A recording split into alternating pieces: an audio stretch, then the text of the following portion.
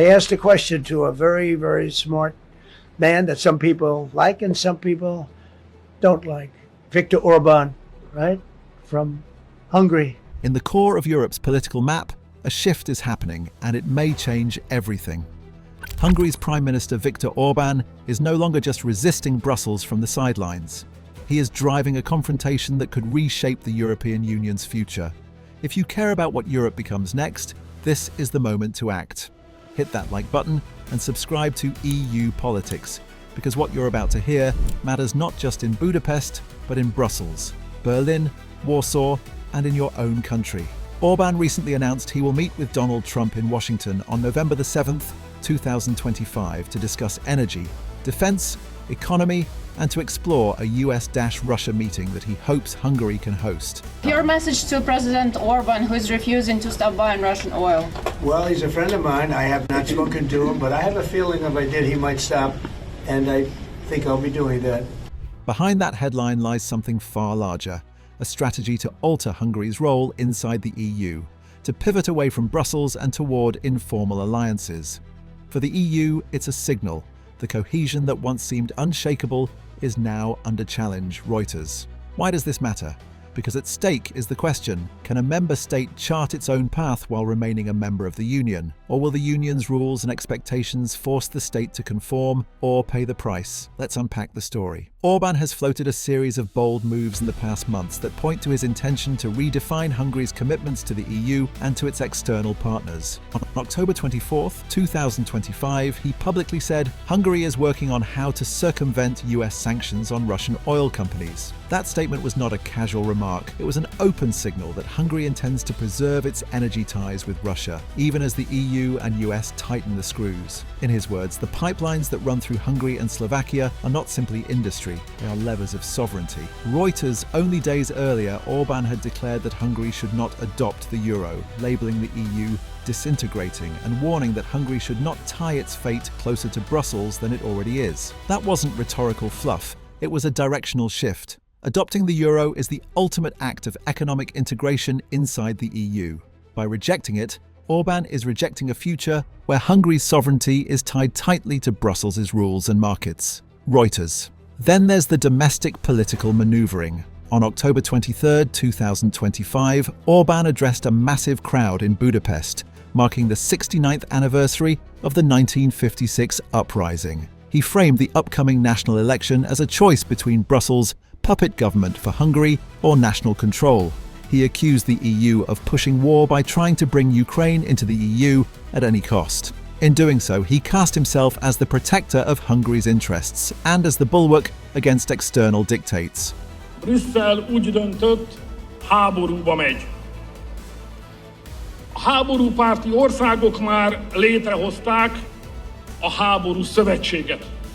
Reuters. For the viewer of EU politics, this is a turning point. It asks, will the EU accept a member state carving its own lane? Or will the Union enforce cohesion at the risk of alienating one of its members? And perhaps many more. Let's examine the implications across three domains: energy and sanctions, European integration and sovereignty, and domestic politics with ripple effects across the bloc. Energy and sanctions. Energy remains one of Europe's most vulnerable front lines. Hungary sits on the corridor of Russian crude oil via the Druzhba pipeline and processes millions of tons of Russian crude annually. With US sanctions now targeting Russian oil companies such as Rosneft and Lukoil, Hungary's announcement that it is working on ways to circumvent the sanctions sends a message. It suggests Hungary values its energy supply stability over EU policy alignment. For the EU, this matters because energy policy is not simply about fuels. It is about political leverage. If one state subverts the sanctions regime, others may suffer rising prices, supply freezes, or weakened deterrence. Reuters. European integration and sovereignty. Orbán's Euro stance highlights the deeper ideological war within the EU, whether member states retain meaningful sovereignty or progressively yield it in favour of a supranational structure. His claim that the EU is disintegrating may sound hyperbolic, but in essence, it reflects real anxiety in several Eastern member states about the pace and direction of integration. By rejecting the euro, Orbán is saying Hungary will control the tempo. Hungary will decide its own economic destiny. Domestic politics and ripple effects. Hungary's elections in spring 2026 loom. Orban and his Fidesz party have governed since 2010, and he knows this may be his toughest fight yet. The opposition is mounting. Recently, Hungarian opposition leader Peter Magyar filed a criminal complaint alleging a deep fake video was used to blacken his image. Such incidents signal political volatility at home, and when domestic politics intensify, external policy often becomes a rallying cry. Orbán is betting that his nationalist, Brussels skeptical narrative will mobilize voters around identity, sovereignty, and cost of living, rather than EU membership and integration. Reuters. For the EU, Hungary's direction sets a precedent. If a single state can openly subvert sanctions, reject the euro, and still remain a member without penalty, others may follow. Alliance cohesion risks unraveling. Brussels may either escalate sanctions on Hungary or soften its stance. Neither path is without danger. Escalation risks pushing Hungary out of the orbit of the EU's decision-making. Softening risks undermining the bloc's authority. This is where you, the viewer of EU politics, must ask, what kind of Europe do we want? A Europe where member states are free but vulnerable, or a Europe where unity is strong but sovereignty is diluted? In your daily life, energy bills, job markets, inflation, and migration policies are already shaped by what happens in Brussels and Budapest. When one country undermines a sanctions regime, you may eventually pay via higher costs.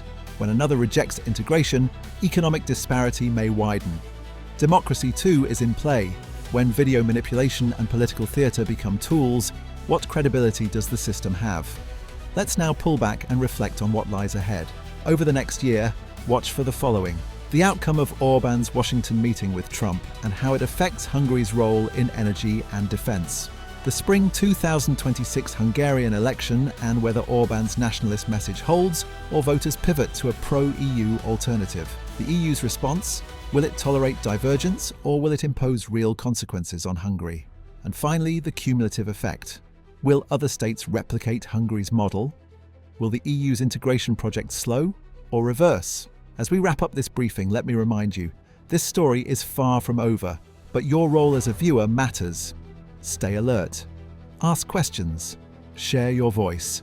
And of course, if you haven't yet, subscribe to EU Politics to stay ahead of Europe's shifting landscape.